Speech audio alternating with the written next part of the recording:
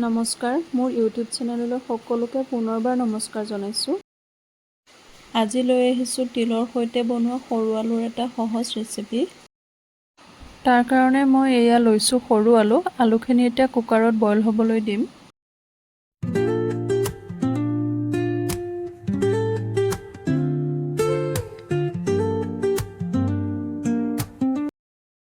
আলুখিনি বইল হোৱালৈকে এতিয়া মই লৈছোঁ পেন এখনত তিলখিনি এতিয়া মই ড্ৰাই ৰোষ্ট কৰি ল'ম।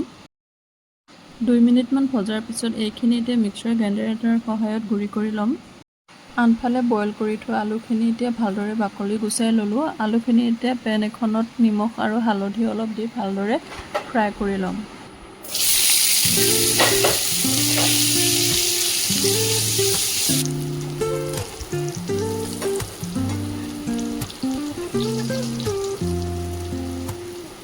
Woke up late, missed the morning blaze, but the sunlight hits in so many ways. Grabbed my shades and hit the streets, no plan, chasing vibes.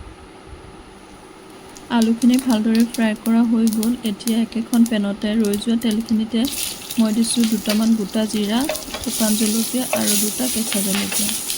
জলকীয়াৰ পৰিমাণটো সোৱাদ অনুযায়ী দি ল'ব। লগতে মই এড কৰিছোঁ কাটি থোৱা পিঁয়াজ আৰু খুন্দি থোৱা আদা নহৰু পেষ্ট। এইখিনি অলপ টাইম ভজা হোৱাৰ পিছত ইয়াত মই দিম নিমখ, হালধি আৰু সামান্য পৰিমাণৰ জিৰা গুড়ি।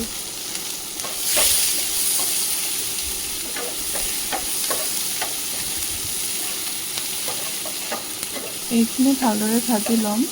মই অলপ ইয়াত পানী এড কৰিছোঁ যাতে মছলাখিনি জ্বলি নাযায়। মছলাখিনি ভজা হোৱাৰ পিছত ইয়াত ভাজি থোৱা আলুখিনি দি দিম। এইখিনি ভালদৰে মিক্স কৰি ল'ম যাতে মছলাখিনি ভালদৰে লাগি ধৰে। আলুখিনি বৰ বেছি টাইম ভাজিব নালাগে যিহেতু মই বইল কৰি ফ্ৰাই কৰি লৈছোঁ। এতিয়া ইয়াত এড কৰিছোঁ যিখিনি তিল মই গুড়ি কৰি ৰাখিছিলোঁ।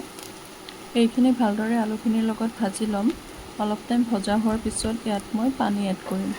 পানী দিয়াৰ পিছত এইখিনি এতিয়া ভালদৰে উতল আহিবলৈ ৰাখি দিম অলপ টাইম।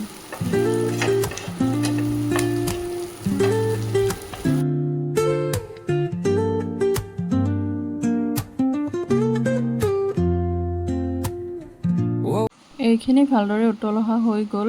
দেখিছেই পানীৰ পৰিমাণটো কমি আহিল। ইয়াত মই এতিয়া সামান্য পৰিমাণৰ গৰম মছলা এড কৰিছোঁ আৰু এতিয়া এইখিনি গেছটো অফ কৰি ৰাখি দিম। এনেদৰে খাবলৈ বহুত ভাল লাগে। আপোনালোকেও ট্ৰাই কৰি চাব পাৰে। লগতে ভিডিঅ'টি চোৱাৰ বাবে সকলোলৈকে বহুত ধন্যবাদ জনালোঁ।